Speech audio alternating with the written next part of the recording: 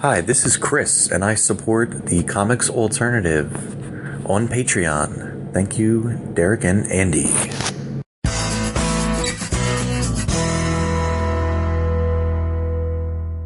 This is the Comics Alternative, episode 169, a look at the January Previews catalog.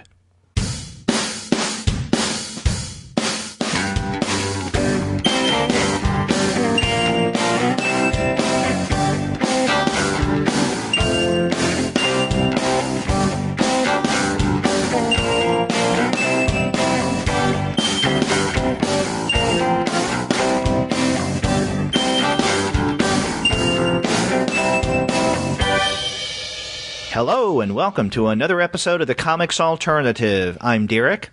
And I'm Gene, and we're two guys with PhDs talking about comics. And this week, Gene and I are going to be discussing the January Previews catalog. A lot of stuff in there. But before we get to that, we want to let all of you guys know that this episode of the Comics Alternative is brought to you by the great folks at Discount Comic Book Service. Go to their website, dcbservice.com, for all of your comics pre-ordering needs. There, you're going to find all DC, Marvel, Image, and Dark Horse titles at 40% off of the cover price if you pre-order. For all of the other publishers, you'll find that those discounts are 20 to 35% off cover price, and every single month you're going to find some wonderful specials. Sometimes those specials are at 45% off cover price, sometimes it's at 50% off, but often the discounts can become more impressive than that. Yep, and again, the new bundles for January aren't up yet at DCB Service, but in general, you can find things like a Marvel, at least one Marvel bundle, one DC bundle, usually a kids bundle for each one of those publishers as well, and sometimes other publishers like Valiant or Vertigo, which I guess is a quasi-independent publisher. Not really, it's just DC. But then there's other kind of clearance bundles and things like that as well, so there's always a variety to choose from. That's right, and many of the books that Gene and I discuss on this episode you will find at deep discounts at Discount Comic Book Service. Go to their website, dcbservice.com, for all of your January comics pre-ordering needs. And after you do get your comics there, please send them an email and tell them that the two guys with PhDs sent you. Sweet. And you know, Gene, another sweet sponsor that we have is Just Coffee Co-op. It was founded in 2001 and with a roastery in Madison, Wisconsin. All of their coffee is 100% fair trade, shade grown, and organic certified. It's roasted to order and roasted in small batches, so that means no mass production. And it's in Wisconsin, which is the land of my birth, so that's another plus. And if you go to their website and use the coupon code COMICS, you get 10% off your order, and the shipping will be free. So remember, just go there and use our discount code COMICS and tell them the two guys sent you. That's right. So their website is justcoffee.coop. That's justcoffee.coop. When you check out, use the coupon code COMICS. You'll be glad you did. It's a great place to get caffeinated. Well, Gene, give you energy to read those comics. Exactly. And there's a lot we're going to be discussing in this episode. But before we get to our discussion of what you and I are going to be highlighting, this is the first regular episode of 2016. Now, the other day, you and I published an interview with Craig Yo, so that was the very first episode of the Comics Alternative for 2016. But this is the first regular episode. So, Gene, how was your New Year's Eve and then New Year's Day? Super quiet. Well, New Year's Eve was quiet. I stayed home with my drawing and my comics and watched the movies and just relaxed a bit. And New Year's Day, I went out for a fancy sushi dinner. To congratulate yourself on the completion of that first year of Comics Machine? Yeah, and, because it was the first year. Yeah. And we're going to go to a whiskey bar, but they were closed, so we went for sushi instead. In fact, I wanted to ask you, how do you feel now that 2015 has wrapped up with your comic? It was a huge undertaking, but I'm really glad that I did it. I actually haven't drawn for 2 days, which is weird. I'm not quite sure what to do with my life anymore, but I will get back to drawing because I've got at least one more project that I want to do, that I have to do, plus a bunch of other things that I want to do. But I'm also learning the ukulele, so I'm branching out a little bit this year. Oh, cool. The ukulele. Yep. Yeah. Now, for those who haven't listened to a podcast episode where we've discussed Comic Machine, explain it to the uninitiated. Last year on New Year's Day, I made a resolution, which I never ever do, that I was going to draw an abstract comic every day for a year, which sounded easy the first day, and then once I got to like the 7th day, I was like, oh my god, I have to do this 360 more times. But I did it, and I eventually was just posting on my Facebook, and then I started a Tumblr, comicsmachine.tumblr.com, and for 365 days in a row, I drew an abstract-ish comic. Every comic except for one had either no words or totally made-up language. And the closest I ever got to actual drawings of things were some squiggle things that almost look like people once in a great while. But it was a neat experiment, and I learned a lot about comics layout and thinking about how text, which isn't text, and images, which aren't exactly images, go together. So it was a lot of fun, and I'm going to continue on it, but just not every single day. Yeah, now several months ago, Andy Kunka and I discussed that first mini-comic. You sent both of us a copy, which we really appreciated. And our listeners can check out Comics Machine by going to that Tumblr page, right? Right. Yeah, and I'm planning on at least 2 or 3 more mini-comics culled from that material. Again, I've got hundreds of pages to go, and I've only published like 20 of them so far. So there's a lot more to go in different formats that I'm going to try to figure out. Well, that was great that you fulfilled your New Year's resolution for 2015. Actually, I more or less did. What was yours? I had 2, and they're reading-based resolutions.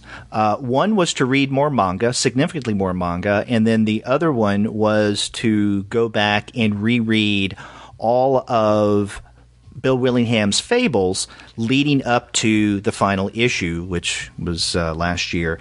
And I did read significantly more manga, thanks in large part to the monthly manga series that Shay and I do.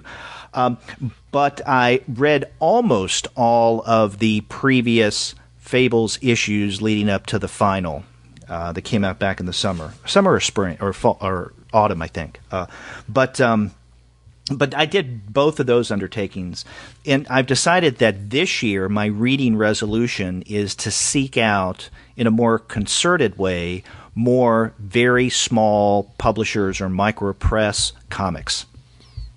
Nice. Yeah, I'm kind of lucky that way because I'm near Chicago Comics and especially Quimby's, which has if you want to check out small press and self-published stuff, you go to the big wall at Quimby's and you can just get lost there. Mm-hmm. And so I've been lucky about having the opportunity at least to be exposed to a lot of stuff that in Albany just wasn't happening.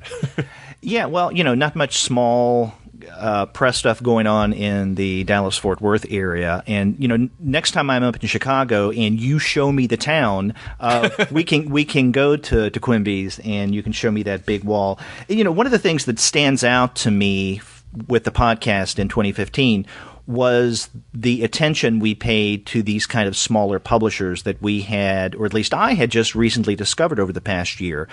For instance, the publisher Youth in Decline I hadn't known before last year. You and I have talked about Kilgore Books right. On 1 or 2 podcasts, and so that was another discovery over the past year and a half. So I want to discover more presses like that. Yeah, and it can be hard when you're not near things. So again, like I've got Chicago Zine Fest, and but I'm guessing like Heroes Con probably has a lot of small press people sitting up in the alleys and stuff like that as well. Well, to a point, it's not near what you would find at a place like SPX. I mean, that's the place to go for the small indie stuff. So anyway, that's one of my resolutions, and I'm pretty sure that I'll fulfill that 12 months from now. Another one, I'm not sure if I'll do this or not, but I keep wanting to do this, and so I want to make this on air. One of my resolutions for 2016. Make it public. That's what I learned. If you make it public, it's harder to fail. Yes. I want to go through and read all of Will Eisner's Spirit comics from beginning to end. Do you have all those archives? Yes. Wow, good for you. I just have not read all of them. Spot reading, yes. Some of the classics, yes. But I want to go chronologically from the first to the last. I don't know if I'll do it, but if not this year, then maybe in 2017. I would love to be able to do that myself, but I would need all those books first. So I'm prepared. I just need to sit down and find the time. Cool. I would love to. You should do a blog on that. Yeah, that's a good idea. Speaking of making it public. Yeah.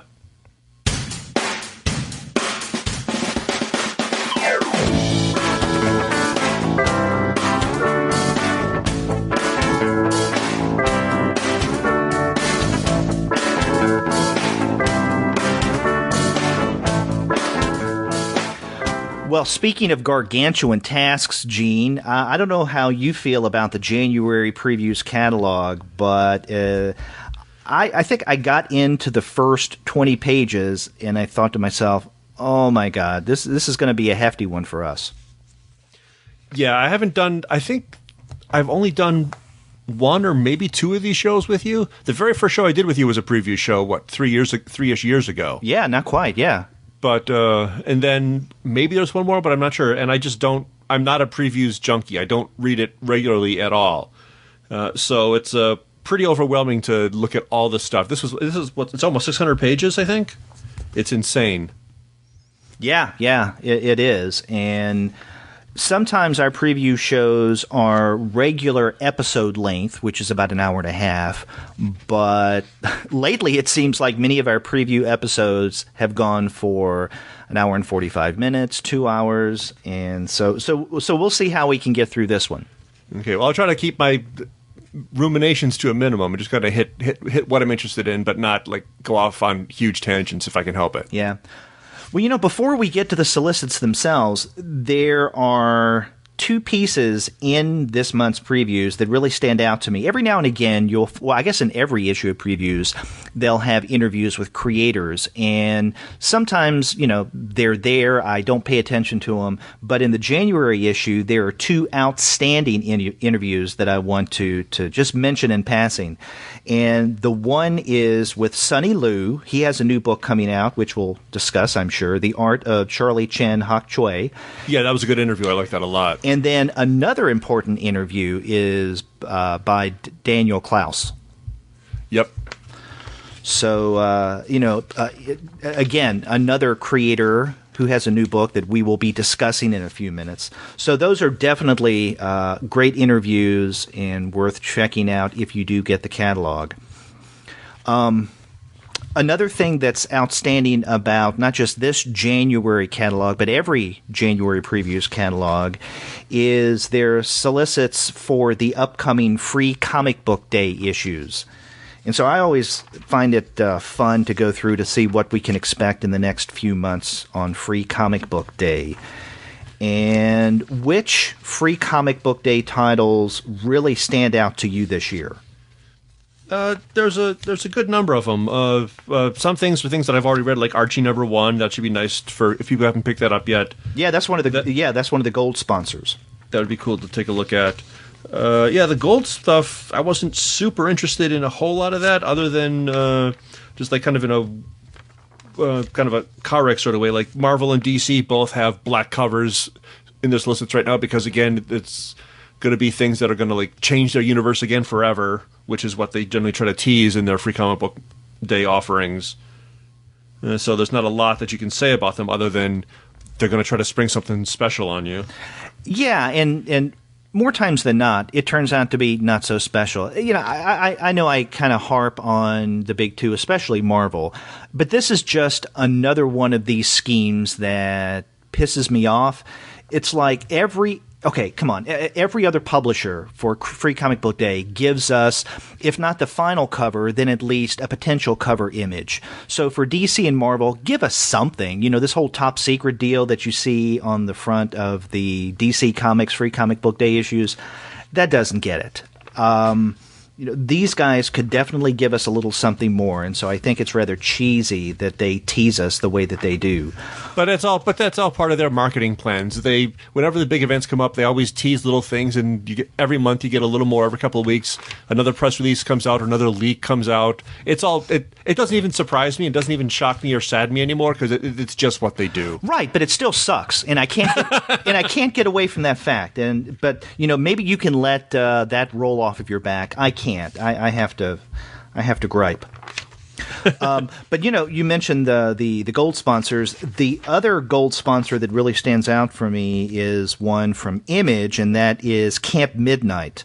And this is something that's going to be coming out, I think around the spring. It's an original graphic novel by Stephen T. Siegel. So I know I've expressed interest in this in the past on the Comics Alternative. So this is going to be the gold offering from Image for Free Comic Book Day. But to me, the more exciting ones are the silver sponsors. Yeah. There's a lot of good stuff in there. Of course, all the annotations I put into my PDF file seem to have disappeared on me, so thanks a lot. So I get to refigure things out on the fly. CBLDF has a Free Comic Book Day thing, and their stuff is always interesting. A good kind of mini anthology of stuff, usually with kind of a rhetorical edge to it, which is always fun. Oh yes, yeah, that was theirs was one of my favorites last year. So that one's a good one, and I mean the big winners for me are going to be the Drawn and Quarterly and the Fantagraphics Free Comic Book Day issues. Yeah, Drawn and Quarterly's Tom Gauld sampler, Mooncop. I cannot wait for that. Tom Gauld is one of my favorite cartoonists, and he's a lot of people's favorite cartoonists who don't even know comics because his stuff tends to get shared a lot virally. And people don't really know what they're laughing at, but they're usually kind of literate and literary often, and so they get shared amongst at least the academics and people like that I know, who not all of whom actually follow comics. But his stuff is simple without being simplistic, and also really, really smart and hilarious. Exactly. Yeah, so I'm really looking forward to that one. And you were talking about one of your favorites. One of my favorites is the Hernandez brothers, and it's good to see that Love and Rockets is back on Free Comic Book Day, and they've been on covers of Free Comic Book Day books in the past. And the thing that's notable about this is we can see in the solicit that beginning this year, they're going to start Love and Rockets over again. So I guess this will be the 4th volume, but it's going back to serialization. So this is going to be a quarterly now. Right, yeah, so that should be interesting to see what kind of a peak we get from that. And it's interesting to note that when Gilbert Hernandez was on the show a little more than a year ago, in fact, this was breaking news at the time, but nobody paid any attention to us saying this during the interview. But Gilbert did hint at the possibility that pretty darn soon they would end the annual Love and Rockets and go back to the serial. And so I know that was something that both Andy and I were excited to hear. So, but I'm glad that not only do we have a new Love and Rockets on the horizon, but they're going to be on a Free Comic Book Day issue. But other ones... Oh, I'm sorry, go ahead. I was going to say, even on that same page there, First Second is doing a Free Comic Book Day, which I'm not sure they've done before, and it's a preview of their science comic series, which should be really interesting. Oh, yes, that's right. And in fact, Maris Wicks just recently did, what is it, The Body Theater. I think that was the book. And Gwen and I discussed that on our First Second Publisher Spotlight. And in fact, nice. 2016 is going to be the 10-year anniversary of First Second. Well, I hadn't even realized that. Yeah, that's a huge thing, and they've just been an amazing publisher. Right. So we may just do another publisher spotlight on First Second in the coming year because it's their 10th anniversary, and it's First Second, so why not? Exactly. Yeah. If you turn a couple of pages, I'm also excited about the Top Shelf issue for Free Comic Book Day, and this is a March Trilogy sampler. Because summer of this year, we're going to have book 3 of March, so that's going to finish up the trilogy. And so just in time for that, we're going to have in early May the March Trilogy sampler, Free Comic Book Day issue. Yeah, that should be good. No Brow's got a sampler as well with Hilda and Fantasy Sports, both of which are a lot of fun. Mm-hmm. Exactly. There's a lot. 2000 AD is always interesting because it's big and giant, like literally physically larger than other books. and also it's just, it's 2000 AD, so it's a lot of crazy over the top fun. Right. There's a Tick special edition. That's taking me back 20 years. That should be fun. I guess there's going to be a Tick revival. I don't know if there's going to be a Tick revival. The thing that I've noticed over the past 10 years or so with comics and the Tick, it's always around. And, even though it may not be, you may not see the cartoons anymore, the TV series was very short-lived, but there always seems to be something going on just to resolicit somewhere of Tick comics. The Tick, it burrows into comics culture and it never, ever leaves. Yep. Gets fat on the blood of pop culture. Exactly. And then the Viz Silver offering is also really good as well, because on the cover of the Viz Free Comic Book Day issue is One Punch Man. I've heard amazing, crazy things about One Punch Man, but I haven't read it yet. Oh, check it out. And in fact, 2 or 3 months ago, I think it was, Shay and I discussed the first 2 volumes of One Punch Man on our manga show. And it is a lot of fun. So it's everything you've heard. It's somewhat of a parody of the superhero genre in manga form, but in a good-natured way. So this is one of those manga titles that I'm definitely going to continue with. Nice. Yep. And let's see. There's a SpongeBob. I love the SpongeBob. And so there's a SpongeBob Free Comic Book Day also. Maris Wicks shows up again there. Z2 Comics Lab has something called Z2's got Comics Lab, which I don't know anything about it, but I love what the cover looks like. Yeah, the cover looks great. Looks very meta and kind of a 3-color thing. It looks beautiful. I have no idea what it is yet, but I will definitely flip through that, and I would pay $0 to read that, definitely. So, a lot of good things to look forward to come May for Free Comic Book Day. So, Gene, let's jump into the solicits proper, and we start with the Dark Horse section. Where do you start in Dark Horse? Let's see. I've got a bunch of little things. There's a possibility. The Shadow Glass. Or what page number, I mean? This is page 65. Okay, because I have something right before that. And this is one I'm not familiar with, but the creator I am, or at least the writer, Cullen Bunn. This is Death Follows. And it seems interesting. It says an all-new original graphic novel, so I guess this is something that wasn't serialized in Dark Horse Presents, which is first I thought it might be.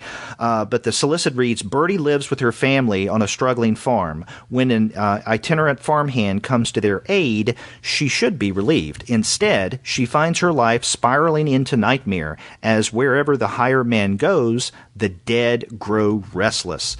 And I know that Cullen Bunn has done a really good job with Harrow County, and then The Sixth Gun as well, and that series ended last year. But I really enjoy his writing, so this is something that I would like to check out.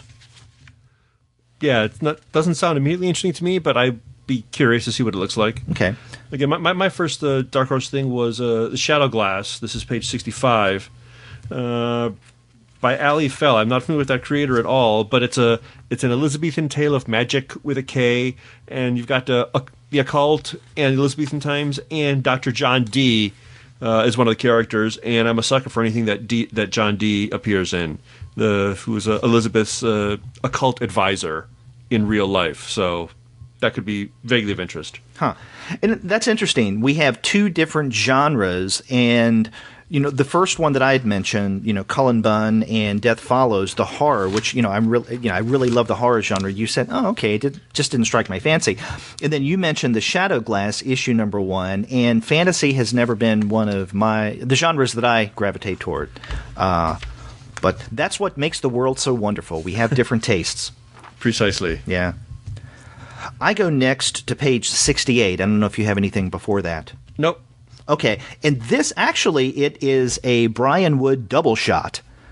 On page 68, we have the massive library edition, volume 1, and the reason that I wanted to point this out, I have been waiting for for the Massive to be collected in larger deluxe editions. And so I guess this is going to be, Dark Horse calls their deluxe editions library editions. And this has finally come out. At one point, I was wondering when or even if they would ever do this, because I have not gotten one trade paperback of the Massive, even though I really do like that title. I was just waiting around for a deluxe or a library edition. So now they're going to come out with it. So this is good. And then on that following page, facing it, is the first trade of Rebels. And that's another series I really enjoy. Have you read either Massive or Rebels? Neither one. Okay.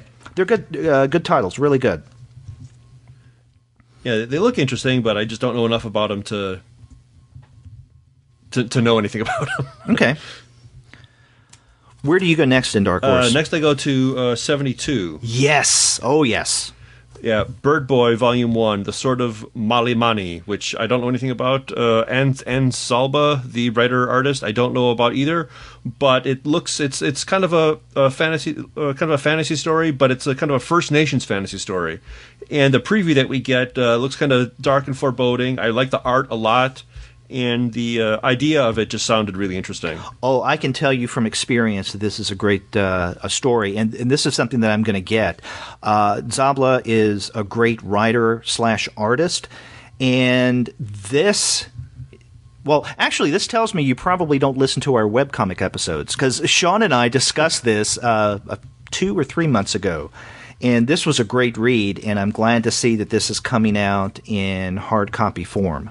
Nice. Yep. Yeah. No. There's so much comics alternative. I don't see how anybody can listen to all of it. Yeah. Yeah. Good answer. I have something on. I don't know if I'll get it, but it looks interesting. On page 81, Negative Space by Ryan Lindsay and Owen Gianni. I remember when this miniseries originally was solicited, but I didn't pay much attention to it. But now trade's coming out, so who knows? If I'm able to, I may get this one. It looks interesting. It says, when one man's writer's block gets in the way of his suicide note, he goes for a walk to clear his head and soon uncovers a century-old conspiracy dedicated to creating and mining the worst lows of human desperation. And then the image on the front, I guess this is Gianni's art, is just incredible. Pretty messed up, yeah. Yeah. So I do like the idea that I can't even write my suicide note. My writer's block is that bad. That's pretty messed up. I appreciate that a lot. Mm-hmm. So that's worth checking out. Yeah, my next one was 83, The Red Virgin, The Vision of Utopia by Mary Talbot and Brian Talbot. Right. Yeah, that's another one that I've marked as worth getting. Yeah, anything that the Talbots are involved in, I just need to read just because. Yeah, exactly. I mean, I love Brian Talbot's work, but this is another one that he and his wife did. And this is a biography. Right. Revolutionary feminist Louise Michel, who took up arms against a French regime that executed thousands. Mm-hmm. The art looks stunning, and the story looks really interesting as well. Yeah, and in fact, this is going to be one of the, I think, maybe many biographies that we point out solicited in this month's catalog. You're right. I think there were a lot of those. Mm-hmm. Now, if you turn the page, there are 3 books, and these are books, not individual issues of comics, that you can always count on for good quality from Dark Horse. One on page 84 is another volume of the EC Archives, The Haunt of Fear, Volume 3. And those are always good, the EC Archives that Dark Horse has inherited. But I'm also glad to see on that same page the second volume in Dark Horse's, and of course Kitchen Sink's, Essential Kurtzman series, and that is Trump, the Complete Collection. Yeah, I am overjoyed about this one. Okay, now I really, really want this. For our young listeners, let us point out that this has nothing to do with the loudmouth billionaire currently running for the Republican nomination. This is true. Although it could, because that in and of itself is hilarious. It's a parody in and of itself, and if Kurtzman were around today, he could do wonders with the figure of Donald Trump. Yeah, but this is basically the 60th anniversary of the dear departed Trump magazine, Harvey Kurtzman's Dream magazine, published by Hugh Hefner of Playboy. And it's got an unpublished issue, material from an unpublished issue. I'm sure a lot of extra good junk in the back. Trump and Help Before were amazing publications, and to get a nice deluxe version of this you can have on the bookshelf, this is a no-brainer. Yeah. This was had a very, very short run through Hefner, but yeah, it's good to see that this is coming out as part of the Essential Kurtzman series. Now, I think of particular interest, given our recent conversation with Craig Yo, is what is on that facing page. Exactly. And that is Walt Kelly's Fables and Funnies. And I was a little surprised by this. I didn't know that Dark Horse was going to do anything with Walt Kelly in Fables. But I guess what this does is collects what Yo Books just put out recently and includes other work. I guess the funnies in the title.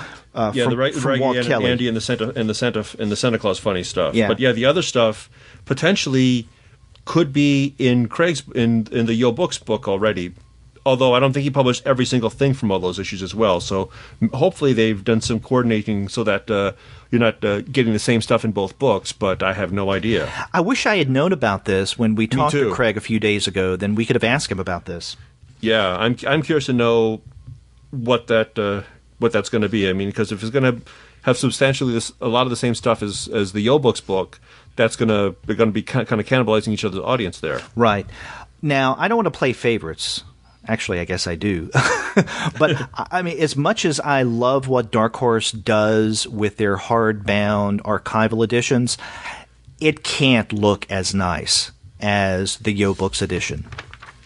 Yeah, well, the cover certainly is. It's a much different aesthetic that they're going for. Right, but I mean the entire, and that's one of the things we talked about with Craig the other day. The entire package, the gold leaf, the ribbon bookmark, all of that just makes for a wonderful book. And that's one of the things that Yo Books is best known for, is the way that they know how to not only collect great comics that most readers didn't know existed, but the way that the entire package is put together.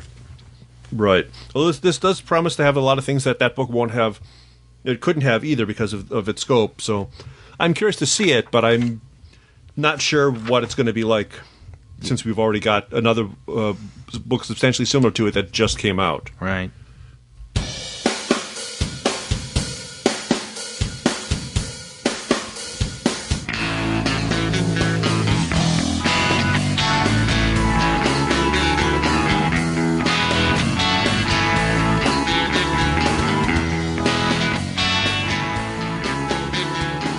Okay, do you have anything else in the Dark Horse section? I do not. Okay, DC Vertigo. I have a couple things in Vertigo. Nothing in DC. I got two things in DC that I just want to mention real briefly. Sure. I mean, again, it's not nothing super substantial, but page 144, I just kind of had a little small freak out that it's actually been 20 years since Kingdom Come has come out. Kind of ages us. Yeah, that was I hadn't quite put that together that it's been 20 years, because to me that still seems like a fairly new thing. But clearly, I'm one of the olds. Yeah. But the other thing that's even older is on page 145. 149. There's actually a Supergirl, the Silver Age omnibus, with a lot of Otto Binder stuff, Leo Dorfman, Jerry Siegel, Jim Mooney, Al Plastino. That would be a fun book to read. Again, it's not alternative in the sense that, although I suppose it is kind of alternative because it's nothing like what DC publishes nowadays. But those early Supergirl stories from the 50s, I had some of those when I was a kid in some box of coverless comics that I picked up, and those things were just a lot of fun. Yeah, DC doesn't do their archival editions anymore, but one of the things they have been doing over the past couple of years is coming out with these really nice Golden Age and Silver Age omnibuy. And, we've had them with Superman, we've had them with Batman, and now we have the Silver Age omnibus with Supergirl. Yeah, and those stories are a lot of fun, especially the early ones. But when she's still Superman's secret weapon, and I had one probably maybe an Adventure Comics 80-page or 100-page giant that had it collected all the early stuff together to tell the whole story of her coming to Earth and finally becoming known by the public. And that was just a lot of fun when I was a little kid to read those. So it'd be neat to have that in a super big edition as well. Yeah. Plus, it's very good timing with the new Supergirl series. Right. And then, yeah, you can go ahead to Vertigo because I got nothing there. No, and one thing to point out in Vertigo, they have one new #1 issue. For the past several months, we have been getting a number of new Vertigo titles. In October, November, and December, each there were 4 new titles that were solicited, part of that new series of, revitalized Vertigo. And in fact, the next week or so, I don't know which episode it'll be, but Kunka and I are going to have a publisher spotlight on that new Vertigo material. Last month, though, we had one new title, and we have the same thing in this month's issue. This is, the next narrative arc of Suiciders, Lee Bermejo's series, and this is Suiciders, Kings of the Hell. How do you pronounce it? Hella or Hellele? Hellele. Yeah, the way it's spelled is HELL period. Yeah, maybe it's pronounced Hellele. Yeah. So there you go. And I guess it seems interesting, but I have to admit, I have not read one issue of Bermejo's Suiciders. I remember when it came out, and I was interested in it, and almost always I read something that comes from Vertigo. But this one I lost track of and never went back to. Did you ever read any issue of Suiciders? I've never heard of it before. You have now. Do you have anything else in Vertigo? No, I do not. Because the other things I have to mention, and I guess more in passing than anything, they're on page 155. We have the next deluxe editions of Fables, which I've been getting all of those. So it's Fables Deluxe Edition Book 12. Same thing with Scalped, one of my favorite Vertigo series from the past several years, and they're now up to Book 4. And they're going to be coming out with an Absolute Preacher. So if you're an Absolute fan and you have not gotten any previous collection of Garth Ennis's famous or infamous, depending on your point of view, Preacher, then get the Absolute Edition. And again, this is going to be coming out just in time for that new series on AMC. Yeah, that's right. Yeah, I think I read the first 2 or 3 issues of Preacher back in the day, and that was enough for me. Really? Yeah, it just never really grabbed me. Oh, I mean, I absolutely love that series. I'm not going to get the Absolute Edition because you probably already got it twice already. Well, no, I have it only once. I have some individual issues, but then I have all of the hardbound deluxe Preacher volumes. Oh, okay. So those are really nice to have. And DC does a really good job and affordable job with their deluxe editions. Yeah, I don't have any myself, but I've seen them and they do look kind of pretty. Mm-hmm. They're pretty. Okay, so if you don't have anything else in Vertigo, let's move on to IDW, the publisher of our friend Craig Yo. This is true. Do you have anything in IDW? My first thing is on 170. Okay. Jack Kirby's The Mighty Thor Artist Edition. Now, these artist editions, these are like those $100, $125 books. They're expensive, but they're awful purty. Because again, they're gigantic, and because they're reproduced from original art at the original size of the original art. I've only got 2 of these things right now. I've got the Peanuts one, and I've got the Commandy one from Jack Kirby. Oh, yeah, the Commandy wasn't from that long ago. Not that long ago, no. And it's beautiful, but it was a little disappointing because Royer was inking over a light board, so you don't see the original pencils at all. All you see are Royer's inks, which are beautiful. I mean, it's a beautiful book, but at the same time, you're not seeing any of the original. One of the things I love about these kind of artist editions is the fact that you see the original pencils, you see the editorial blue pencils and stuff like that. There's very little of that in the Commandy book, unfortunately. The Thor book, you're going to see that because this is from before. Unfortunately, it's Vince Colletta, but on Thor, I don't terribly mind Colletta so much as some people do, just because it seems to his delicate scratchiness seems to work a little bit more with Thor than it would have on, say, Fantastic Four. But this book is actually done. It's inked on the original board, so you do see the original pencil drawings. You do see whiteout. You do see editorial corrections and stuff like that. So if I had that kind of money, I would be jumping on this one. Yeah, and you do see a lot of these from the samples that we have on pages 170 and 171. Right, yeah. Yeah. That's why this would be really, really nice, because it's really what I would have wanted the Commandy one to be. Yeah. You know, it's gotten to the point that when we get to the IDW section of the monthly previews catalog, I don't even mention, well, not all the time, the artist editions anymore, just because I can't afford them. You know, like, but they're beautiful. And like you, Yeah. I have only 2. I've got both of the Spirit volumes that they've put out. That also would be wonderful. Oh, yeah. But even that, I mean, those are expensive and they're difficult to store. Yeah, well, I've got a special section in between 2 bookshelves on the floor that I store my gigantic, oversized books on, because some of them are too tall even for the top shelves of my tall bookshelves. Yeah.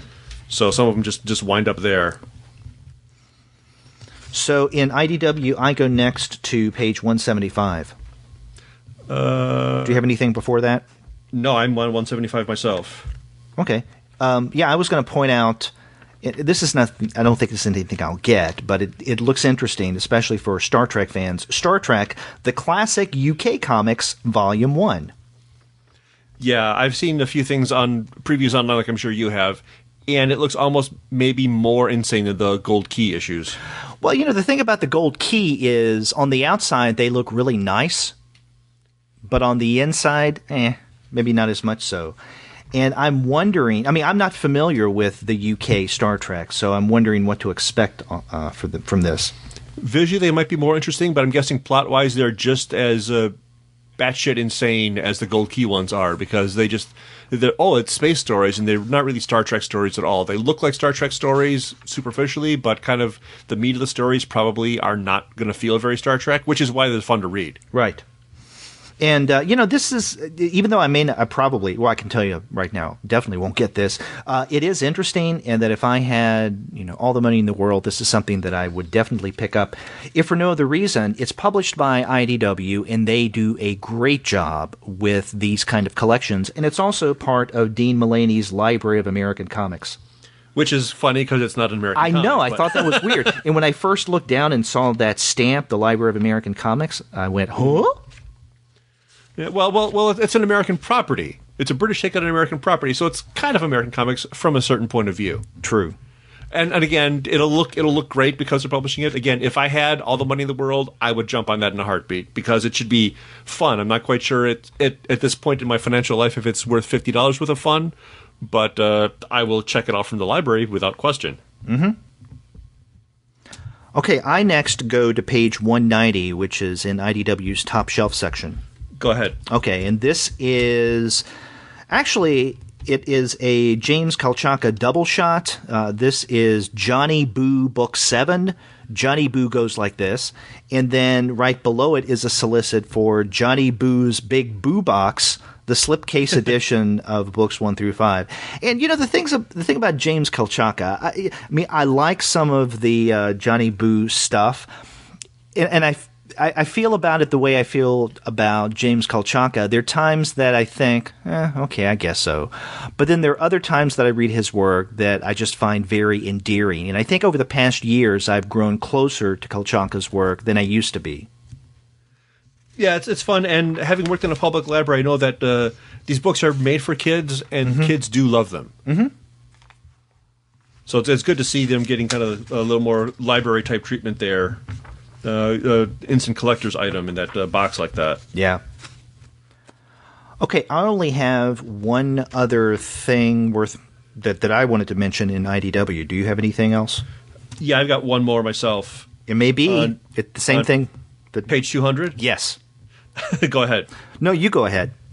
I don't know much about this yet, but it's Paracuelos from Carlos Jimenez. I'm probably mispronouncing all of that, but it sounds really interesting.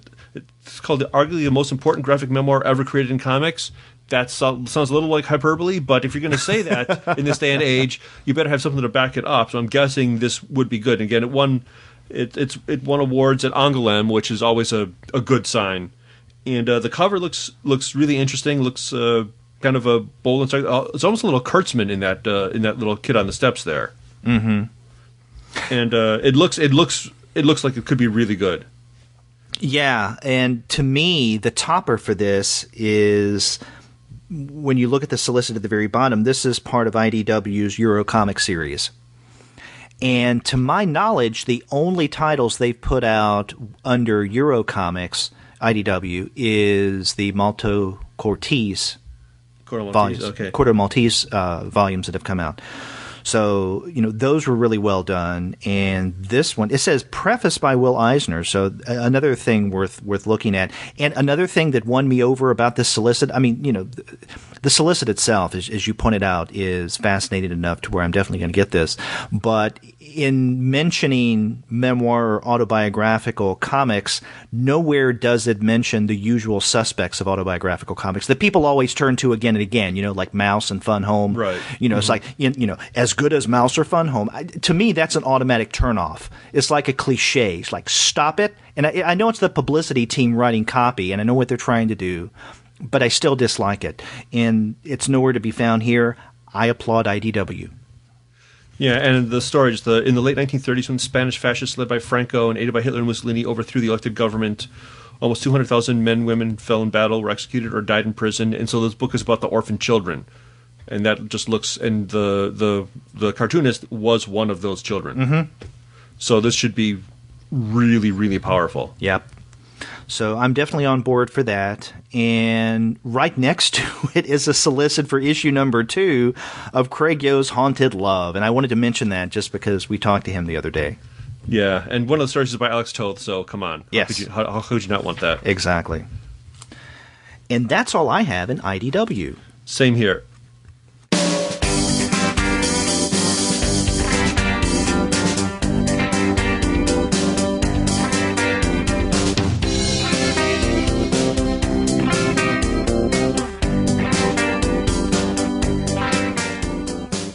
So let's move over to the fun house that is Image Comics. And you can always count on Image for quite a number of number 1 issues every month. Sometimes more than in other months. There are several, not as many as they've had in the past, and there are a couple that really stand out to me. Which one of the number 1, the new series or mini-series, really leapt out at you? Circuit Breaker, written by Kevin McCarthy with art by Kyle Baker. Looks like it's a kind of a future dystopia manga influence thing. I love Kyle Baker's art to death. Kevin McCarthy has written a lot of fun stuff in the past that I've enjoyed. We got a 2-page preview, which looks a 3-page preview, which actually looks like it kind of over the top goofy funness. Mm-hmm. Yeah, that's one that I marked as notable for me. I'm really looking forward to this. And, McCarthy, I'm okay with. The subject matter, and we've mentioned this on the podcast a few times before, Andy Kunka and I, it's gotten to where the post-apocalyptic narrative is becoming old hat. It's like, okay, let's move on. Let's do something else. But what really won me over for Circuit Breaker is Kyle Baker's art, because like you, I absolutely love his work, and we haven't gotten much of it over the past several years. different things in there. I mean, he's been working on a lot of the projects and stuff like that too. But I haven't seen an actual comic from him in a while. Right. Yeah. In fact, the last thing that I've read of his, what was it? It was his short, several page art worth of art in The Fifth Beatle. Oh, right. Yeah. But that's about it, and I love his work. So this is definitely something worth checking out. But I'm even more excited about The Disciple, The Discipline, #1, and this is on page 210, and we have 3 pages of story sample as well. This is by Peter Milligan with art by Leonardo Fernandez. Between fighting her sister and hating her husband, Melissa still finds time to fall in lust with a stranger who's an awful lot more than he seems. What appears to be a simple seduction is revealed as something much darker and more dangerous. This controversial and erotically charged tale of sex, death, and metamorphosis begins with an explosion of carnality and weirdness. Okay, almost everything about that solicit got my attention. Right there. And I love the sample. I think it teases just enough. The one thing about the solicit that I'm wondering about, it says, this controversial and erotically charged tale. Now, if it's yet to be published, how can it be controversial? Maybe because it has the sex in it. But if we haven't seen it, if not many people outside of, the creators and any editors have seen this, where's the controversy? PR marketing bullshit. Exactly. It gets back to what I was saying earlier about, certain, publicists using cliches in order to sell something. And I know to expect that, but still. I mean, there are ways that they could have worded this to say that it has the potential for controversy. Right, yeah. But, I think of all the Image #1s, this one really stands out to me. Now, the next #1, and this is on page 214, did this grab your attention, Power Lines #1? No, it did not. I'm not really a fan of Jimmy Robinson, and not because I don't like him. It's just that I don't know a lot of his stuff. I did read the first couple of issues of The Empty, and I thought that was pretty good. But now he has a new miniseries coming out called Power Lines. It's 6 issues. When I read the solicit, though, that grabbed my attention because it is very timely. So I'm curious to see what he does with this. It's described as, in this way, a local street hood surviving a crime-infested ghetto has his life turned around when an ancient magic grants him superhuman powers. Except his ability only activates in an upscale white community that may not accept him, and we should mention that the protagonist is black. So, given everything that's been in the news for the past couple of years about race and neighborhoods and the police, this has potential. Yeah, it's got potential. It's also got the potential. I'd be curious to read it, if only to see how successful it is, because it's kind of a high concept thing that could go wonky real quickly. But again, I have no way to judge to prejudge it much at all. We've got a 4-page preview, which doesn't give us a whole lot to go on. Right. But yeah, I'd be curious to read it. But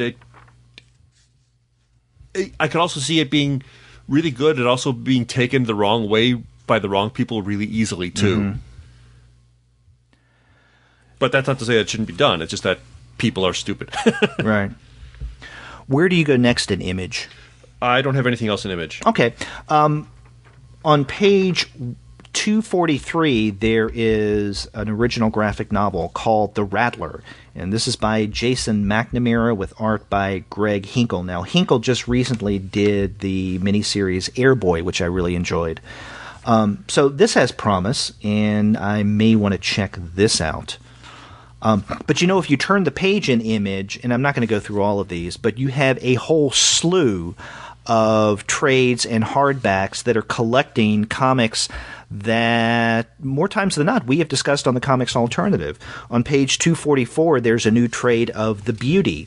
On the following page, the first trade of Greg Rucka's Black Magic.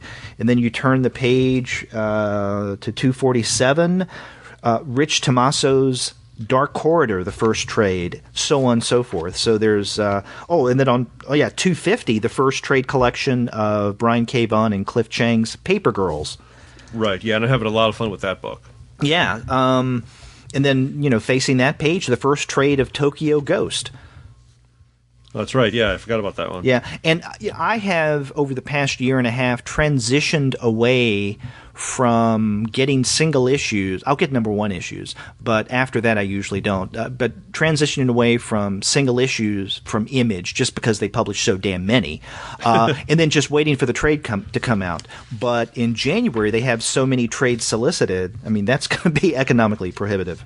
Yeah, there's a huge list of new stuff coming out. So but I'll throw in one more nod for Paper Girls. Yeah, there's only been 3 issues out so far, I think, unless one came out this week because they didn't make it to the shop yet. But that book is a lot of fun. It's kind of an 80s throwback with futuristic tech and some really intriguing main characters, and a great art style from Cliff Chiang and Matt Wilson. Yes, I really enjoy that. So if you don't have anything else in Image, let's look in the back half where we get to the smaller presses. And where do you go after Image? Abrams Comic Arts. Okay. The place where I go as well. Yeah, on page 266. They've got two books being solicited: The Imitation Game, Alan Turing Decoded, and Woody Guthrie and the Dust Bowl Ballads. I'm interested in both of those topics. I like what Abrams does in general. I want to read both those books. Mm-hmm. And we were talking about biographies, being so prevalent. Here are 2 more examples. Yeah, Imitation Game, again, is written by Jim Ottaviani, who's done lots of great science-based comics in the past, and I've been a fan of his since day one, practically. Yeah. And the art's by Leland Purvis, so that should look beautiful. Mm-hmm. And the Woody Guthrie book is by Nick Hayes, that I don't immediately know that name. It doesn't ring a bell to me, but the cover looks really beautiful, almost kind of a sepia and not quite woodcutty, but it looks a little more old-timey, sort of. Old-timey. I use that with irony, but without derision. Right. I really want to read both those books. Yeah, I do as well. And you're right. Abrams comes out with some really good stuff. Now, after that, I go to page 279.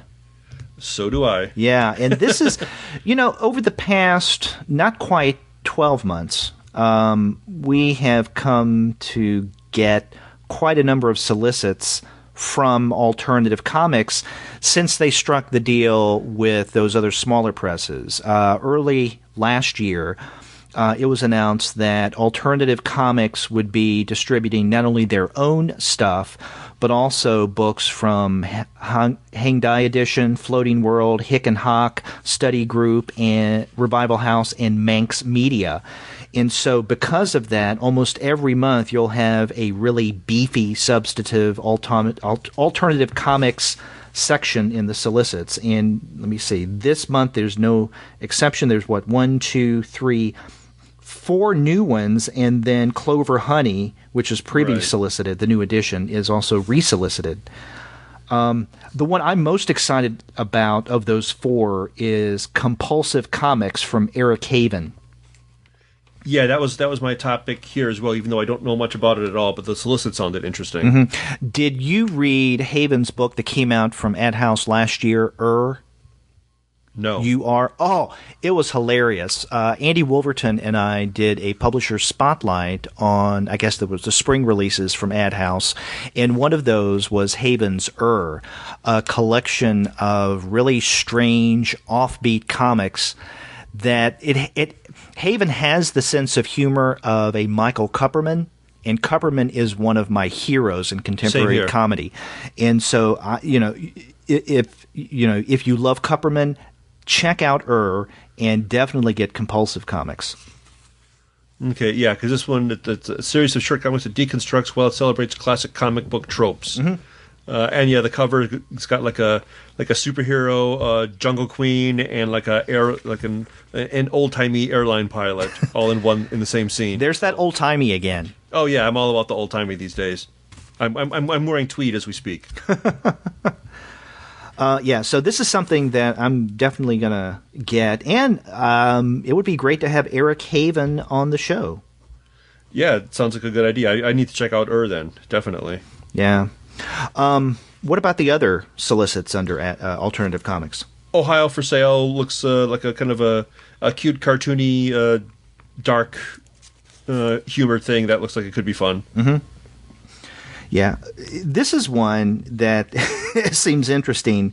Bart Kira, the Nuclear Edition. And apparently this has come out previously, I don't know how, maybe as a webcomic, a retelling of the classic manga Akira from the perspective of The Simpsons. Did you know about this?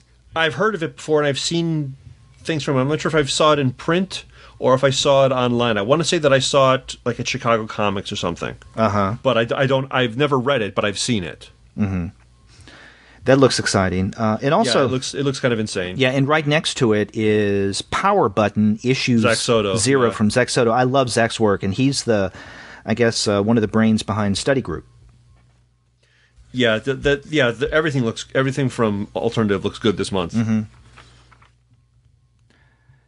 Now, if you turn the page, there's something worth mentioning. I'm not going to get this, but I do want to highlight it because this references, a cultural phenomena that you and I will remember, and that is the classic Lost in Space television series. Right. This is on page 280. Now, American Gothic Press, I think Kunk and I have mentioned them one or two times. I don't know if we've been able to put our finger on what exactly they do. I thought it was more Gothic kind of stuff, especially given the name. Lost in Space, though, is not what you would call Gothic. But anyway, they're going to be coming out with, I would expect this to be a mini-series of Lost in Space.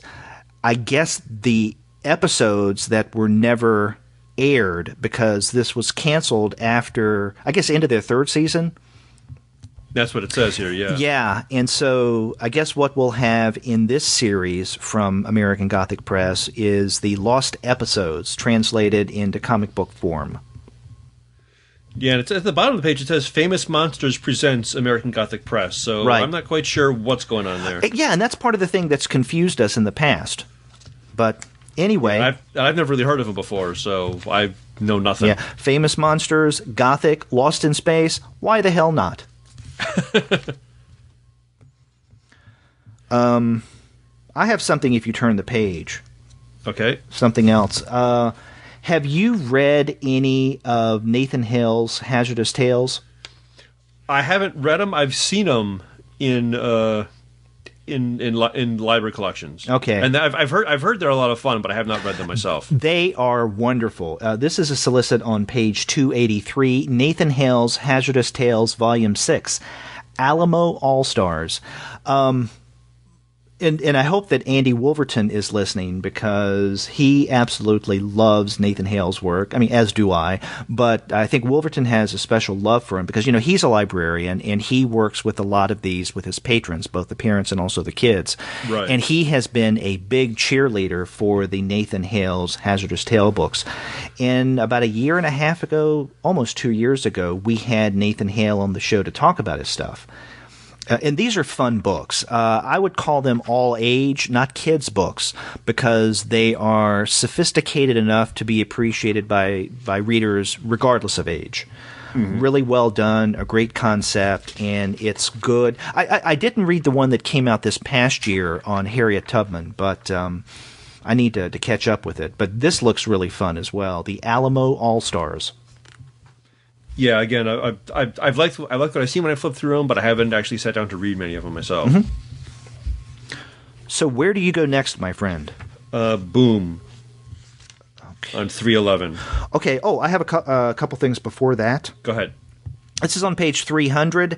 This is under Big Planet Retrofit, and I'm sure that this is just a resolicit because this came out last year, but it's worth mentioning. Jack Teagle's The Unmentionables. In fact, Kunk and I discussed this last year when we did a publisher spotlight on Big Planet Retrofit.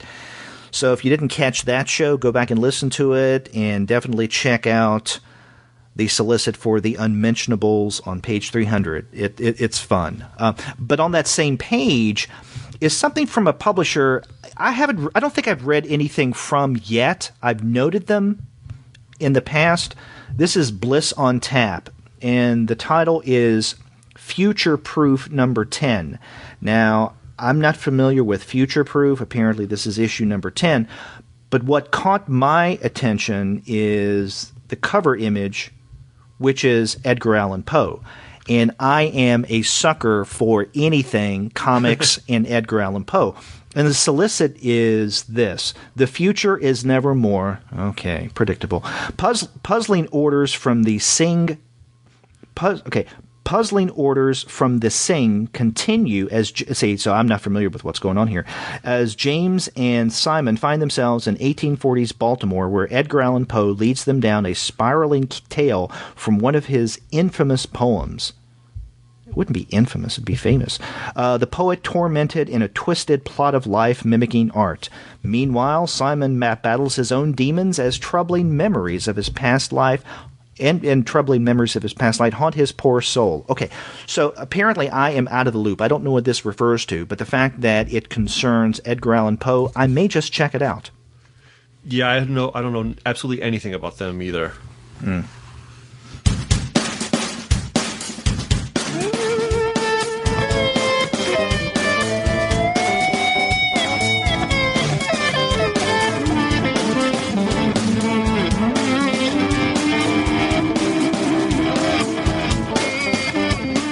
Okay, so you're in Boom. Yeah, page 311. Okay. Just getting there myself. The Baker Street Peculiars, kind of like a kid gang that helps out Sherlock Holmes. So it's kind of high concept, especially the fact that Sherlock Holmes doesn't exist. Sherlock Holmes is a character created actually by Mrs. Hudson, not even by John Watson. So Mrs. Hudson, Holmes' housekeeper, is actually the creator of Sherlock Holmes, and she's the real detective. And the big thing that gets me this is written by Roger Langridge, right? And that's a track record that I will follow anywhere. Yeah, I'm glad that you mentioned this. I wanted to point this out as well, not only because of Roger Langridge, and I love his art as well, but I also wanted to point this out because this is illustrated by a friend of mine, Andy Hirsch. And in fact, Andy lives right near here in Plano, Texas, and he's a friend of the show. And I know that later this year, at least last I heard, Andy's going to have a book coming out from First Second. And so when that comes out, I want to have him on the Comics Alternative for a real interview. And I say real interview. We've had him on the show a number of times in the past, but it's been on location. Either at a comic shop that, he and I share the same comic shop, but also at places like Heroes Con or other conventions. And I'll talk with him for about 5 or 10 minutes. But I want to have him on for a real long, regular interview on the Comics Alternative. And the Baker Street Peculiars can be something that we discuss, I guess. Yeah, that looks like it could be a lot of fun. Yeah, I like the little of the art they show us also. Mm-hmm. Great samples. Yeah, we have some character sketches from Andy. Well, a couple of pages before that is something that I thought sounded interesting, given my interests in detective crime comics, and this is Turncoat #1. It's a 4-issue miniseries. This is written by Alex Paknadel with art by Artyom Tarkhanov. I think I pronounced that correctly. I'm not familiar with either of those creators, but it seems like a futuristic, sci-fi-ish twist on the detective tale, which is not unusual, but the solicit did strike my interest, or did capture my interest. Now, they do mention this in terms of Blade Runner. That's always one of the almost cliches that I mentioned earlier. Okay, but even given that, I may still check this out. Yeah, and the big main image there, I guess, like the cover image, looks a little like not like Mobius, but like Jur. Mm-hmm. It looks almost like more like Mobius's Western comic style. So it's kind of a blending genre just visually for me right there. Although the rest of the art doesn't look quite like that, but that cover image reminds me a lot more of Gerard than Mobius. Yeah. But again, I'm not familiar with Tarkanov. Yeah, I'm not either. No. Okay, where next do you go? I go to 324 next. Okay. Let me jump over there. And that's Canton Street Press, who I don't know at all, but it looks like they focus on publishing old public domain stuff for really expensive prices for some reason. But Eerie Comics #1, which is kind of the first actual horror comic, kind of so-called. I learned about this one first from back when Steve Bissette was doing his Journeys into Fear slideshow, back when it was actually slides. This is well before he started teaching. He was doing this traveling show that he would take across the country, give a history of horror comics, kind of diving into the histories, the kind of history of visual horror and stuff. But the first kind of like regularly published horror comic book in America was Eerie #1. And this is a replica edition of that book. But it's 52 pages and it's $17.99. I don't understand why a public domain, one issue of public domain comic would cost that much money. Yeah, I'm glad that you mentioned the Canton Street Press solicits. In fact, there's several on this page. There's Moon Girl #2, Original Ghost Rider, and Pictorial Confessions. And, the Canton Street Press, Andy Kunka and I have mentioned these on several preview shows, and we do note that these are replica editions. But we also note how damn expensive they are, I guess, for what they are. Now, I've never seen one. I've never held one in my hand. Who knows? Maybe they're worth it. I don't know. But for what they are, I don't want to pay that much. Yeah, I'd be curious to see one, because I've never seen one before. I've never heard of them before. But I'm just curious how they... What value they've added to make it worth $18 for a republication of one issue of an old comic book. Right. And if I'm not mistaken, the $17.99 price tag on all of these issues in this month's Canton Street section is a little more than I've seen under Canton Street in the past.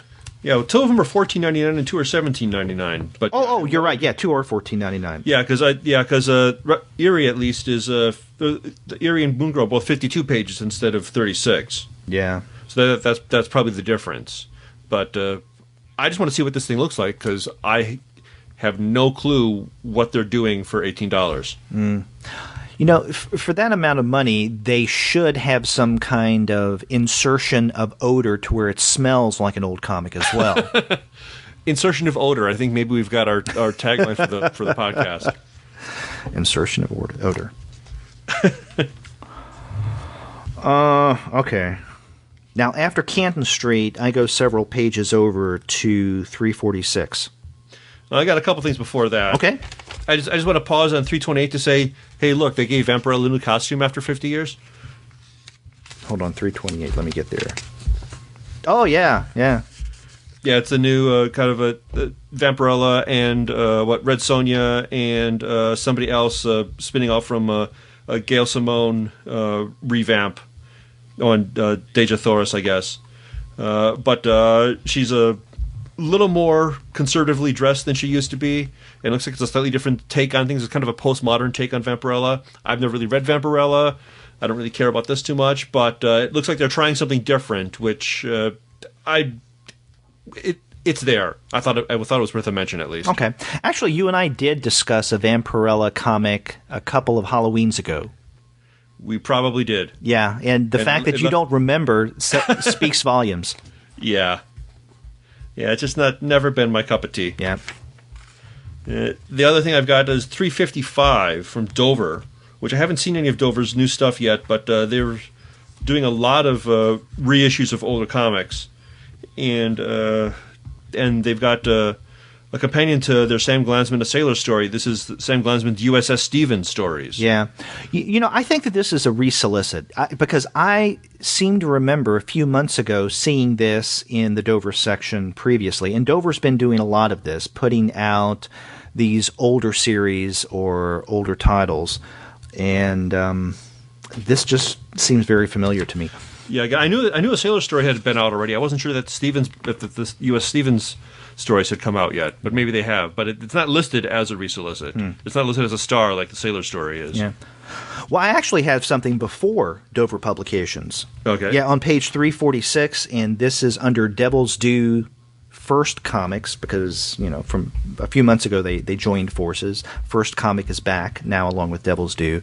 And this is Delete #1. This is written by Jimmy Palmiotti and Justin Gray with art by John Timms and the cover art by Palmiotti's wife, Amanda Connor. It looks interesting in the near future where science can implant or remove human memories, and the government uses brain scan technology in criminal investigations. A mute girl witnesses a multiple murder and must turn to a handyman for protection from the police and an army of killers. So that seems interesting to me, but what's even more notable is that Palmiotti and Connor are all over the damn place. I mean, obviously they have their big success over at DC with Harley Quinn and all that, but they've started to do a new series for the new publisher Aftershock, and now they have this going on at First Comics Devil's Due. Yeah, I've seen their names pop up all over the place. It's true. Mm-hmm. And then on page 353, and this is in the digital manga section, and we never mention anything from digital manga, but there is an Osamu Tezuka series that I'm unfamiliar with, Captain Ken. Do you know about this? I don't. I would have mentioned it, but since this was actually volume 3 that they're selling, I didn't bother to make note of it. Okay. But yeah, I don't really know anything about it, but it looks... It's Tezuka. I would read anything Tezuka, definitely. Yeah. A sci-fi western on Mars. Gimme. Yeah. But if we turn the page and go to 355, this is also where the Dover solicits are, we find Drawn and Quarterly, which is always worth a stop and chat. Yeah. And there are 2 titles this month, 2 of their new titles. I guess there are only 2 new titles. Both of them, are highlights for me. The first one is another Kitaro book from Seguro Mizuki. This is The Birth of Kitaro. And in fact, if you turn the page on to 356, you'll see that there's a resolicit for another Kitaro book that Drawn and Quarterly published maybe about 2.5, 3 years ago, and that's really good. That collects a lot of Mizuki's Kitaro stories. But from what I understand, beginning this year, Drawn and Quarterly are going to put out other collections of Mizuki's Kitaro tales, and I really do love his work. In fact, you know that Mizuki just recently died. Oh, I heard about that. Yeah, I haven't read any of the stuff, but that Birth of Kitaro does look interesting. Yeah. And I don't know if you heard this, but he died on the day that we put up a manga podcast episode where we discussed Mizuki's Hitler, because that had just come out from Drawn and Quarterly, and Shay and I discussed that on, I guess it was the December show. No, it was the November show. And the day that we put that up was the day that Mizuki died. Wow. Yeah. So I hope we don't have anything like the Comics Alternative curse. That would be sad. Yeah.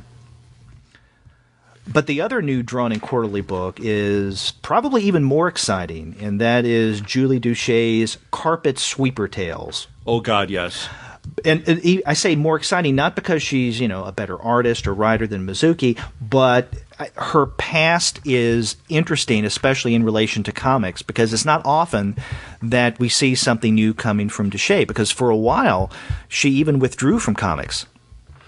Right, yeah, and again, then it looks like what she's done here, she's taken old Italian fumetti and kind of repurposed it and remixed it, so it looks like we're not going to get much of her drawing necessarily, but we get her sensibility, and I love anything that Doucet does. Right, exactly. And in fact, if you're not familiar with Julie Doucet, then you can check out other solicits or resolicits on this and the next page.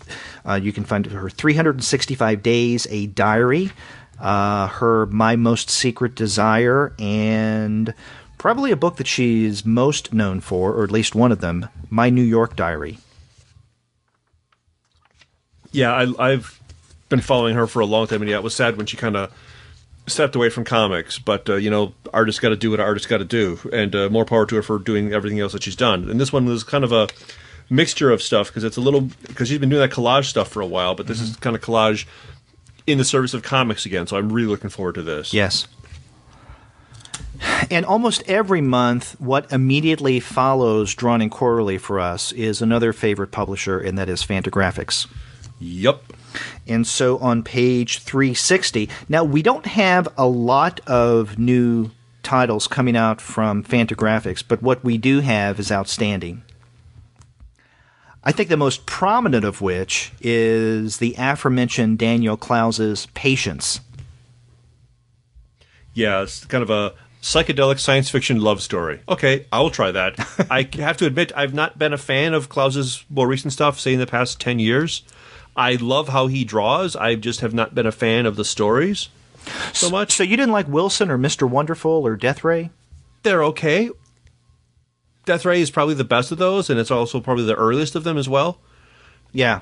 I just, I know his whole thing is that the character shouldn't have to be likable or relatable to be interesting, but it's been, I mean, his stories tend to make Chris Ware look like Archie comics, just in terms of the amount of misery that the characters not just go through, but perpetrate on other characters. Right. And again, I love his art. I think he's brilliant. I just have not been in sync with his narrative sensibility for a while. But Patience, it looks like it's even more ambitious than anything he's done before. It's also long. It's almost 180 pages. I'm not sure he's done a single narrative quite this dense before. Mm-hmm. And I'm really curious to see what it looks like. Right. And also, this is something that is not serialized because, what we know him most for are those things that had originally appeared in 8-Ball. Like, the best example of that is, Ghost World. Yeah, I was about to say Ghost Story, but Ghost World. But there are other books as well that have, like for instance, Daniel Boring was serialized in 8-Ball, and a number of those other tales of his that he's really known for. But this has not been serialized previously. It seems interesting, and you're right. It is a long time in coming, and it's ambitious. And there's a lot of hype behind here, and my one worry is that the hype doesn't overinflate itself. Yeah. Well, I don't really have that concern because Clowes is such a huge name that there's going to be hype no matter what happens. So it just seems like they may as well just embrace it because there's going to be hype, whether it comes from Fantagraphics or from other people. Right, but hype that ends up disappointing some readers with the actual product. Every now and again this happens. I think that this happened to some degree last year with Scott McCloud's The Sculptor, because that was big news. And right. And I don't know if I want to argue that the hype overinflated what it actually did become, what the actual book was. But there was just a lot behind it, so I think a lot of people had high expectations for that, rightly or wrongly. Something similar may be going on here with Patience, but I'm sure that I'll like it regardless. And I'm definitely curious. Yeah, and I'd like to get Daniel Clowes on the show. I don't know if that would be possible. I'm sure he'd be a great guest. Yeah. Yeah, and I really can't wait to read this. Yeah. But, the book beside it is another one that I'm looking forward to, and this is Volume 6 in Fantagraphics Steve Ditko Archives, and this is Outer Limits. Yeah, that's another series that I wish I had all of them. I have none of them. Yeah. But yeah, more Ditko is always good. Mm-hmm.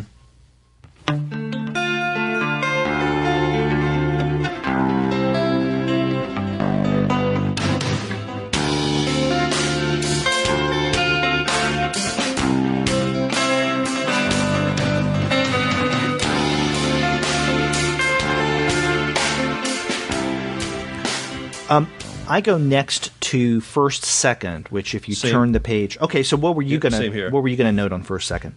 Let's see when I get there. Actually, I was going to talk about on page 366, which might actually be a resolicit. Adventures in Cartooning, Characters in Action.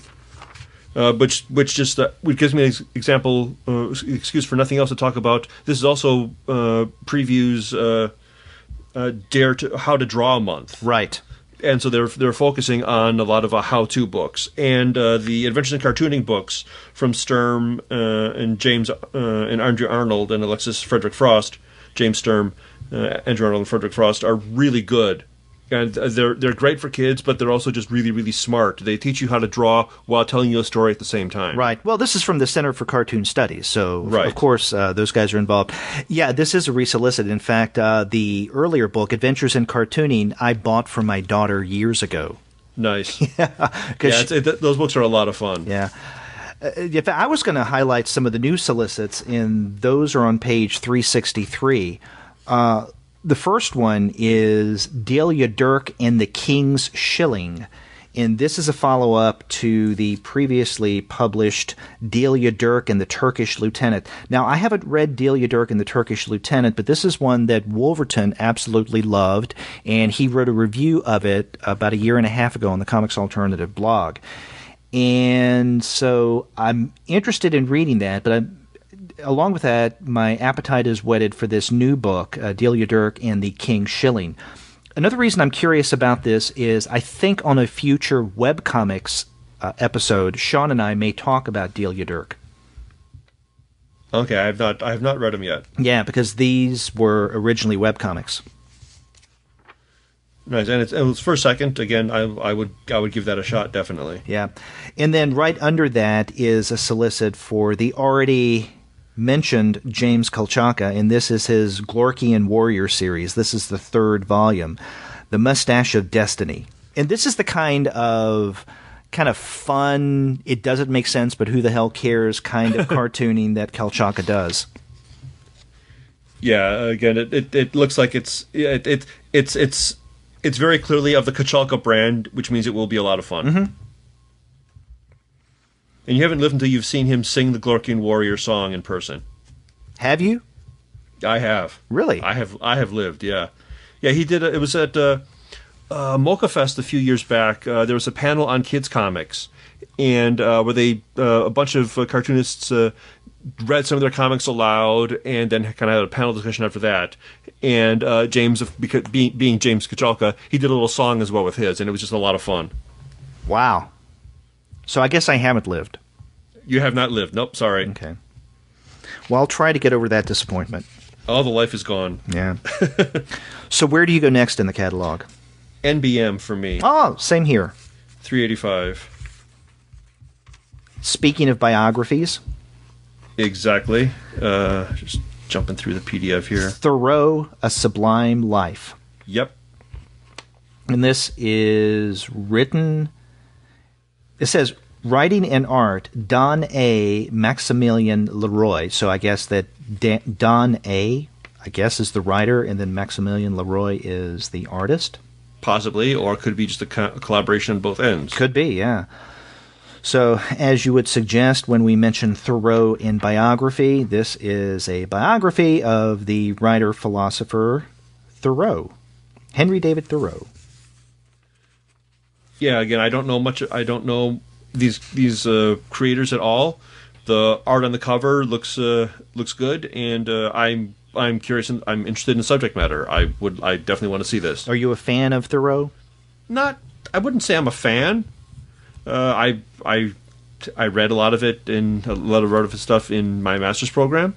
It was fine, but I'm always curious to see how people kind of create how people create and approach biographies in comics form, and this seems like an interesting one to deal with because he's a poet, so that gives you chances possibly to play with the page in interesting ways as well. Yeah, I would really like to check this out. Now, I have to say, I'm not a fan of Thoreau. I like him well enough, but whenever I teach 19th century American literature, I tend to get short shrift to the transcendentalist. Mm-hmm. Just because it's a taste thing. Personally, they don't do much for me. You're not a transparent eyeball? No. But I'm definitely wanting to check out this book from NBM. But if you turn the page, a more interesting subject matter, arguably, and this is coming out from One Piece Books, Belushi on a Mission from God. Yeah, I can't not read this book. Yeah. See, the Thoreau would appeal to the high culture part of me, but this One Piece book, it's another side of my being. Yeah, I mean, and I don't know what this is going to be like. I do not know the writer or artist, and this is written by Alberto Schiavone with art by Matteo Manera. But it's a biography of John Belushi. Yeah, I have to read that again. He was one of my heroes from the age of, 10 or 11? 11. When did Saturday Night Live start? 77 or 76? I thought it was 76. Or 75. Maybe. 75. So probably from age 9, he's been my hero. So yeah, I'm curious to see what it is. Again, we don't. The art on the cover it's only half of a face, so it's really hard to tell what the art's going to be at all. But I wouldn't buy it sight unseen, but I definitely will flip through it as soon as I find it in a store. Yep. To see what it looks like. Now, I know that One Piece does a lot of manga, but lately I've been noticing them doing other books that aren't considered manga. So maybe that's a new direction for them. I don't know. Maybe I just wasn't aware of the non-manga stuff from One Piece previously. I've never heard of One Piece before. I mean, I've heard of the manga One Piece Piece, but not One Piece Peace as a publisher. Right. So this is something brand new for me. Okay. And also on that same page from New York Review Comics, which is the New York Review is branching out into publishing comics. They're doing a reprint of Mark Bayer's old Agony book, which I love the old edition that I've got from, 20 years ago, 25 years ago. Because Mark Bayer is somebody that I, again, discovered in the pages of Raw magazine back in the day. Mm-hmm. So this is great to see this back in print again to disturb the young, to disturb the youngs again. Mm-hmm. Yeah, I like Bayer. I'm sorry, I said Meyer. Okay, I go next to, I guess it's in the Overground Comics section. This is 393. Okay. And this is issue number 1 of Oh Hell, written by G. Wassel with art by Dave Hammond. And I'm not familiar with this, but I checked it out, and it is a webcomic. And apparently Overground now is putting this out in a series, not as a containable graphic novel or in volumes, but I guess in individual issues. So it's interesting. Yeah, I haven't heard about it at all. I may check it out for the webcomic series. But I'm much, much, much more excited about what's on the next page, 394. Right.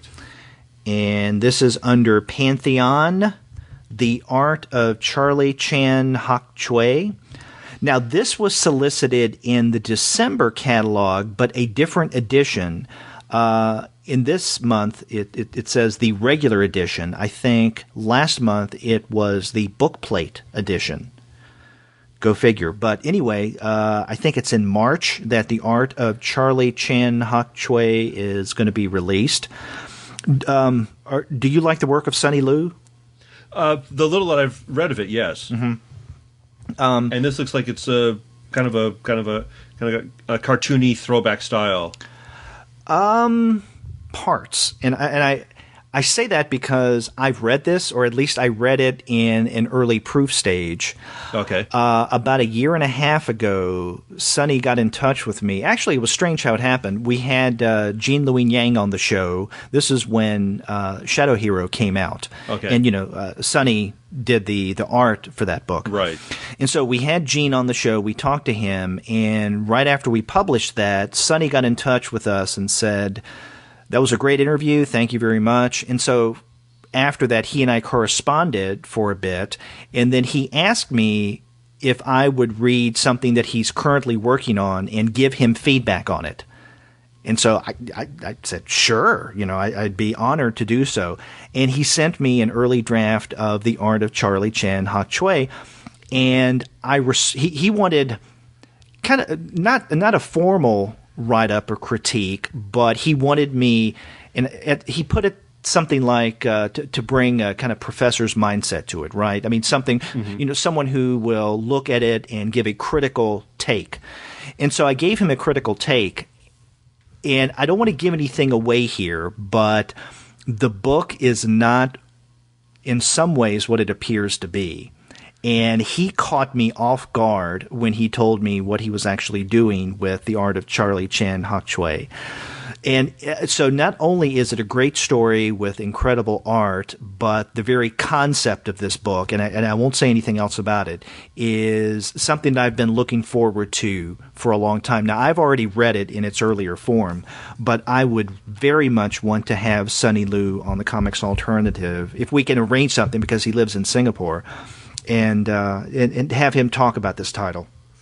Okay, cool. Well, just from the cover art that we've got there, which again shows at least a couple different styles that we've got there, and the interview that we've got with him in previews as well, and the write up, it looks like it should be really, really interesting, and I'm really looking forward to it. Right, and you're right to point out the different styles on the cover, because you'll find the same thing on the interior.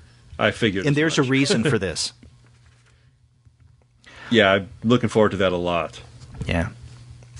Now, I won't mention much about this, but we would probably be remiss if we didn't mention in passing several selections from the PS Art Book section, because one of our avid listeners of the podcast, Rainer Koschnick, loves horror comics, and a couple of months ago he chastised us for not mentioning some of the great collections that PS Art Books puts out. And they have a couple of pre-code collections solicited this month: Avon's Eerie Volume 2 Slipcase Edition, and the Pre-Code Classics, This Magazine is Haunted Volume 1. Yeah, and Captain Science, how could you not want to read a book called Captain Science? And that's Roy Thomas presents there. Yeah, I don't have many of the PS books, the PS Art Books, but I love the fact that they're doing them, and if I had all the money in the world, I would own all of them. Right, exactly. I next go to Self-Made Hero on page 398. Do you have anything before that? Nope. Okay. And this is another of Ian Colbert's Lovecraft adaptations. This is H.P. Lovecraft's The Shadow over Innsmouth, another graphic novel. And we had Colbert on the show last year, and he talked about, The King in Yellow had just come out, so we talked a lot about that. But we also discussed with him his Lovecraft adaptations. And I think he had hinted at the time that this was going to be coming out, and now we have it solicited. Yeah, I've liked the previous at least one or two that he's done before. So yeah, I would definitely check that out myself. Mm-hmm. Where do you go next? Simon & Schuster on 400. Okay. The Ukrainian and Russian Notebooks: Life and Death Under Soviet Rule by Igort. Again, it's a kind of an autobiography. Or not an autobiography, but a historical thing. Igort illustrates the events of the 1932 Holodomor in Ukraine. The government-sanctioned famine, an atrocity during Stalin's rule that killed anywhere from 1.8 to 12 million ethnic Ukrainians. This is not going to be a fun read. This is not a light and happy read. But I've liked the stuff I've seen from Igort in the past, and so this would be another definite one on my list. Yeah, I'm with you on this. I like the work of Igort. He did, for Drawn In Quarterly, 5 is the Perfect Number several years back. And he also did that title for Fantagraphics, Beoblab. You remember Fantagraphics had for a while that I guess they called it the Ignatz series? Right. Those oversized comics, single issues, I guess if you could call it loosely. They were larger size-wise, and I love those. Yeah, that was a great series just in general. And yeah, I don't remember if I read Igor's from that or not. But again, this should be really interesting. Again, it's not a biography or an autobiography, like I said at first, because my mouth doesn't work. But it is a historical nonfiction, and I'm a sucker for historical nonfiction comics in general. Right.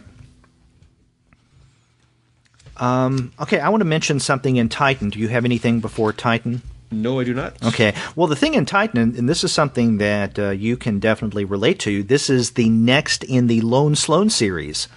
There's an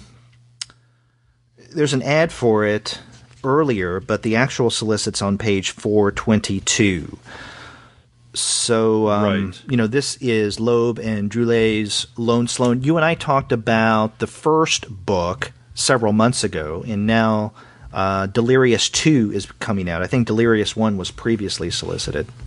Yeah, I haven't seen the first Delirious yet, so I need to rectify that because I love the hell out of that first Lone Sloan book. So right, and Titan has been doing more and more over the past year and a half. Yeah, their section here is huge, and it seems to be growing every month. Yeah, there's just again, it's a huge section. A lot of it's Doctor Who, but that only makes sense because regeneration, time travel. It makes sense to have a lot of stuff. Yeah. Are you a Doctor Who fan? Oh yeah. Yeah. Are you a Doctor Who comics fan? Not so much. I don't really read the comics, to be honest. I should. Yeah. I just again, not enough money and time in the world for all that. Yeah. Well, you and I discussed the Prisoner of Time collection. Yeah. That was really fun. That was a lot of fun. Yeah. And again, I'm sure this is all good, but I just don't have the time or the money to buy to follow all this stuff. Again, I would love to if I could, but just it ain't there. Yeah, and I'm guessing that this is lucrative enough for Titan, more so than it may have been for IDW, because they continue to come out with new Doctor Who titles. There's one now of the 8th Doctor, they have one on the 4th Doctor, and so I wonder how many Doctor Who titles that Titan is going to be putting out. It's just phenomenal. Yeah, and again, they got great people working on them too, which is why I'm really sad that I am not following them more carefully. But I mean, like Simon Fraser, or Robbie Morrison, Nick Abadzis. That's just like 3 that I know, but there's lots of other people doing them too, and they look great. I just wish I had the time. Yeah, and of the ones that I've read, I've enjoyed. Yeah, me too. Yeah. Where do you go after Titan? Not till 454. Okay, so because I have something before that Go ahead. a couple things actually in Viz Media, and the thing that I'm most excited about in the Viz Media section is another work from Inio Asano, and this is Goodnight Pun Pun, Volume 1. Now, I'm a big fan of Asano. This is something that Shay and we've already been discussing the fact that we're going to talk about this in an upcoming episode. Not sure when of the manga series. It may be February, it may be March, it all depends.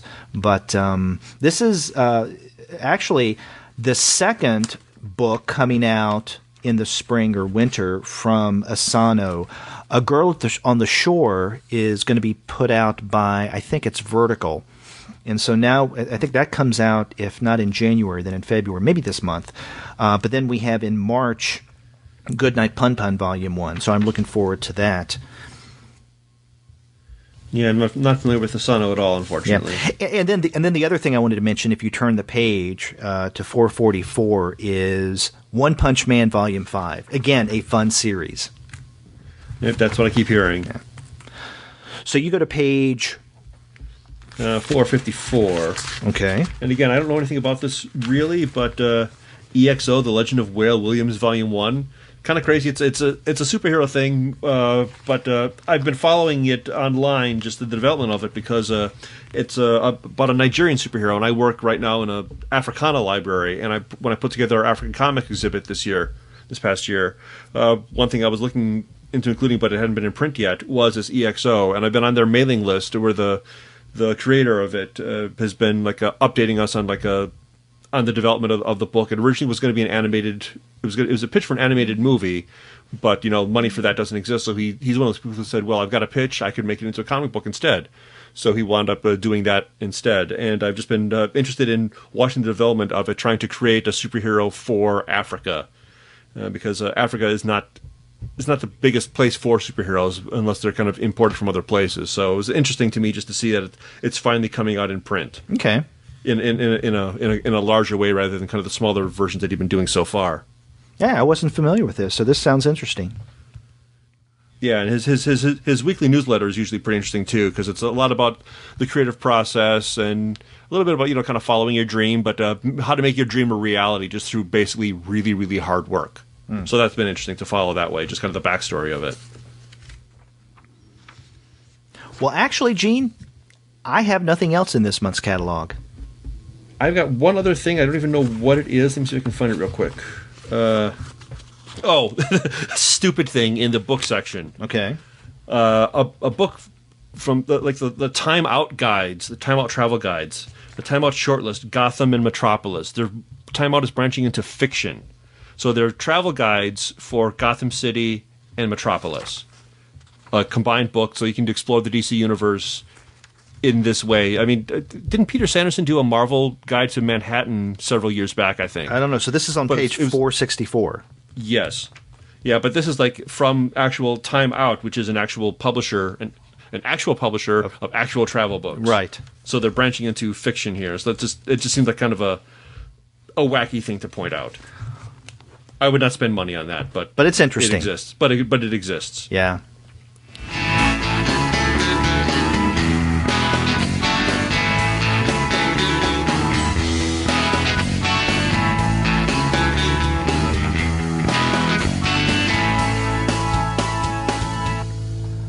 Well, wow, Gene, we talked about a lot in this catalog. A thick month, January, for previews. And, I don't know about you, but one of the things that kept me going was a shot of caffeine.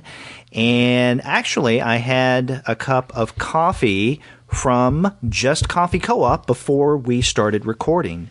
And that's one of the sponsors of this show. If you go to their website, justcoffee.coop, you'll find a wide variety of different kinds of coffee.